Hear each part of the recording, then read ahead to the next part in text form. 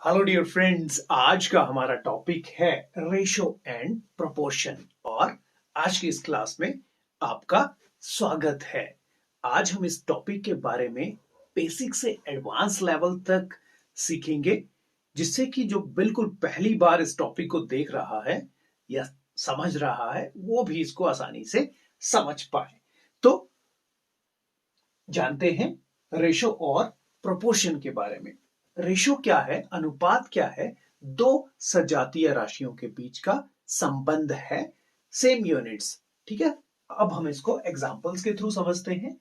जैसे आप अगर बात कर रहे हैं किलोमीटर, तो किलोमीटर की ही बात आप करेंगे। ठीक है, किलोमीटर से क्या है, मीटर या लीटर का आप कंपैरिजन ना करें। ठीक है, तो उससे कोई संबंध निकलेगा ही नहीं। ठीक है, तो रेशो क्या है, सजातीय राशियों के बीच का संबंध है। जैसे पैसे की बात कर रहे हैं तो पैसे की ही बात करेंगे। ठीक है, पैसे के साथ अगर आप पहाड़ की करेंगे, तुलना करेंगे, तो वो बात नहीं बनेगी। इसलिए रेशो क्या है, दो सेम यूनिट्स के बीच का संबंध है, दो या दो से अधिक भी हो सकती हैं। ठीक है, अब जानते हैं कि रेशोस की टाइप कितने हैं।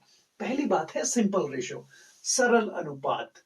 ठीक है, जैसे हम लिखते हैं 2:3। उसके बाद है कंपाउंड अनुपात, मतलब मिश्रित अनुपात। आप इसको बोल सकते हैं, हम यही रेशो ले सकते हैं, ले लेते हैं।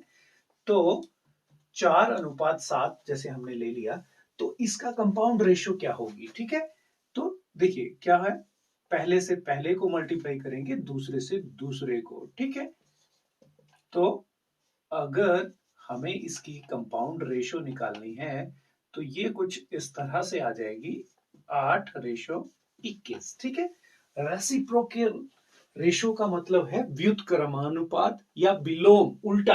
ठीक है, जैसे मान लीजिए हमने 8:21 लिख लिया, अब आपको बोला जाता है कि इसकी रेसिप्रोकल रेशो निकालिए, तो क्या आ जाएगी, 21:8।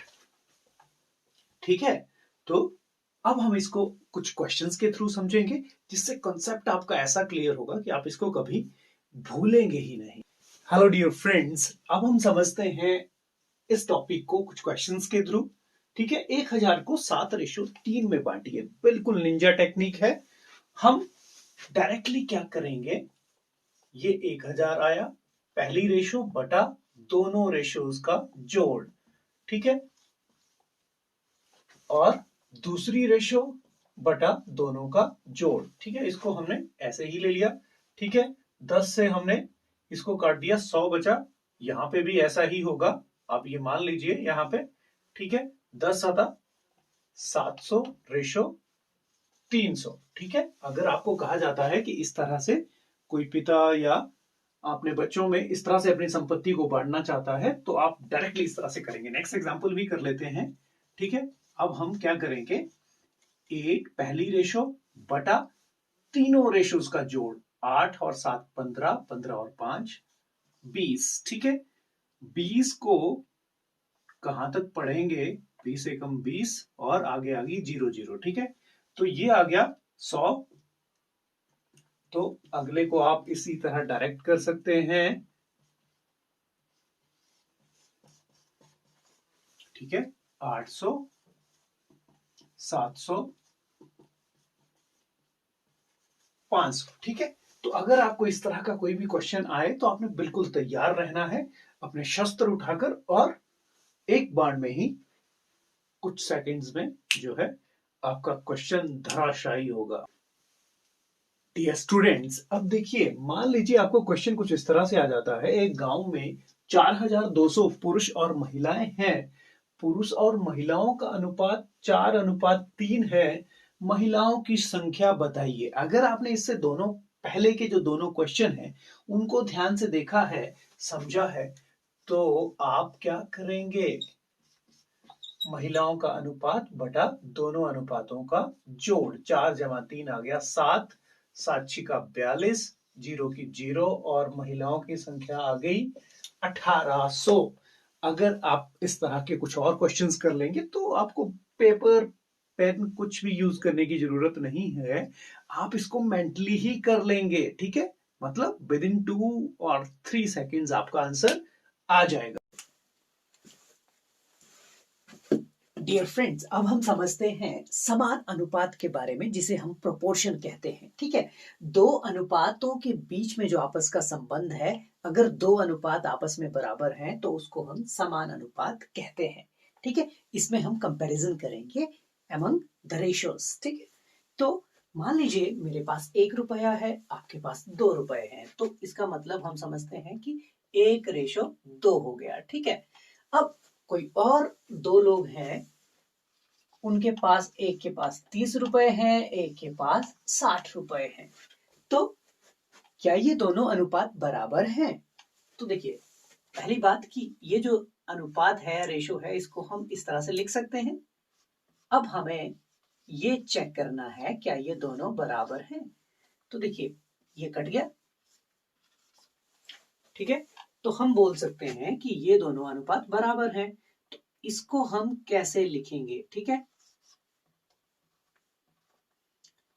बराबर से भी हम बता सकते हैं और इस तरह से भी लिख सकते हैं। ठीक है, कि ये दोनों अनुपात बराबर है, ये हमने इस तरह से जान लिया। ठीक है, अब मान लीजिए आपके पास प्रश्न आता है कि ये दो अनुपात जो हैं बराबर हैं, इनका समान अनुपात निकालिए। या आपके पास ए बी दिया है, डी दिया है, आपको सी निकालना है। तो देखिए, इसमें हम करेंगे क्या, इसमें जो बाहर बाहर वाला है उसमें आपस में मल्टीप्लीकेशन हो जाएगी और अंदर अंदर वाले की मल्टीप्लीकेशन हो जाएगी। A D is equal to या बी सी। ठीक है, अब इसको इस तरह से भी समझ लेते हैं। देखिए, ए बटा बी है, ये सी बटा डी है। ठीक है, आप जानते हैं क्रॉस मल्टीप्लीकेशन के बारे में कि ये इसको इससे मल्टीप्लाई कर रहे हैं और इसको इससे मल्टीप्लाई करेंगे तो ये दोनों बराबर होने चाहिए। ठीक है, तो इस तरह से हमारे पास एडी, इसमें से कोई एक अगर नहीं दिया है तो हम उसको दूसरी तरफ जो दिया है वो दूसरी तरफ चला जाएगा और आपकी जो वैल्यू है किसी भी एक अनुपात की वो आप निकाल सकते हैं। ठीक है, इससे रिलेटेड हम कुछ और क्वेश्चंस भी करेंगे तो जिससे आपका ये कंसेप्ट और भी बेहतर क्लियर होगा। अब देखिए, अगर हमें क्वेश्चन कुछ इस तरह से दिया गया होता है कि ये दो अनुपात हैं, समान अनुपात हैं, अब आप जो है x की वैल्यू निकालिए। तो देखिए, एक तो हमारा यहां क्या है, ये c है। ठीक है, तो C B is equal to A D होगा। ठीक है, तो ये 20 जो है ये दूसरी तरफ जाएगा और ये आपका आंसर आ गया 25। ठीक है, ये हो गया इसका इस मेथड से। लेकिन अगर आप कंसेप्ट को समझ चुके हैं तो आप क्या करेंगे, आप इसका और इसका रिलेशन देखेंगे। क्या है, ये 20 है, ये 10 है। ठीक है, अनुपात में इस तरह का संबंध है, ये इसका आधा है। ठीक है, तो 50 का आधा यहां पे आना आएगा। ठीक है, तो 50 का आधा 25 होता है, तो उस तरह से भी हम आंसर निकाल सकते हैं। ठीक है, तो आप दोनों मेथड्स को ध्यान रखें। जहां अनुपात कुछ अलग अलग से हो या विषम अनुपात हो तो वहां आप इस मेथड का यूज करें। बाकी नॉर्मल अगर इस तरह का दिया है तो आप डायरेक्टली भी कर सकते हैं। ठीक है, डियर स्टूडेंट्स, अब एग्जाम में अक्सर इस तरह का क्वेश्चन पूछा जाता है कि A:B है, वो 2:3 है, B:C है 4:5। ठीक है, फाइंड ABC। ठीक है, तो हमें सबसे पहले देखना ये पड़ेगा कि इन दोनों रेशियोज में कॉमन चीज क्या है, ये है। ठीक है, तो पहली बात है कि हम अगर इसको इक्वल बना लें दोनों के b को तो हो सकता है। ठीक है, तो इसके लिए जो 4 है हम इस रेशो से मल्टीप्लाई कर दें और जो 3 है उसको इस रेशो से मल्टीप्लाई कर देंगे तो भी बात बन सकती है। ठीक है, 4 को यहां से मल्टीप्लाई किया, यहां भी मल्टीप्लाई होगा, ये तो आप जानते हैं। तो ये हो गया 8:12 और B:C है, 3 को इन दोनों से मल्टीप्लाई करेंगे तो ये हो जाएगा ये। ठीक है, तो दोनों b बराबर हैं तो हम लिख सकते हैं कि A:B:C इज इक्वल टू 8, 12 15। अब इसकी एक शॉर्ट ट्रिक भी है, क्या है?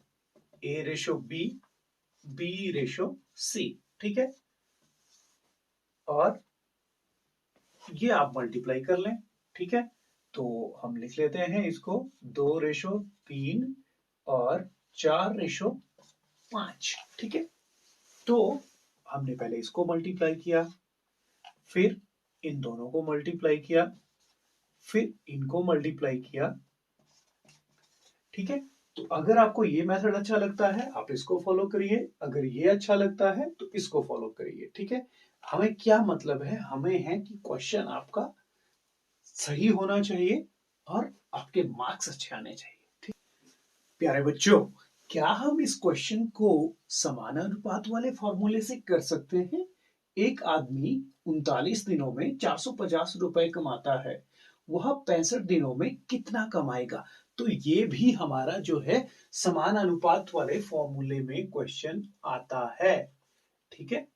तो क्या है 450, हमारे पास क्या दिया है, दिन दिए हैं 65, अब इतने दिनों में वो कितना कमाएगा, ठीक है। अब आप जानते हैं ये ऐसे होगा, ठीक है।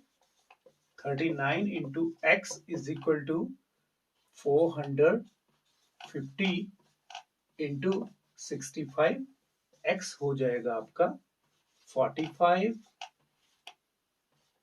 सॉरी 450, और ये हो जाएगा 39, ठीक है। तो आई थिंक ये दोनों एक टेबल में आते हैं, 13 3 39, 13 5 65, ठीक है। 3 15 0, ठीक है। तो 15 5 75, तो आई थिंक हमारे पास ये जो वैल्यू है यहाँ पे, ये क्या आ जाएगी कि वो 65 दिनों में कितने रुपए कमाएगा, 750, जो हमारे पास यहाँ आंसर आ गया है, ठीक है। तो आप इस तरह के क्वेश्चंस को भी प्रोपोर्शन की अगर आपको अच्छी नॉलेज है, समझ है, तो आप इजीली सॉल्व कर सकते हैं। आई होप ये टेक्निक आपको पसंद आई होगी, क्योंकि इन क्वेश्चंस में बच्चे जो हैं सबसे ज्यादा कंफ्यूज होते हैं। So that's all for today. अगर आपको आज की वीडियो अच्छी लगी हो तो प्लीज चैनल को लाइक, शेयर और सब्सक्राइब जरूर कर दें। Thank you, have a good day.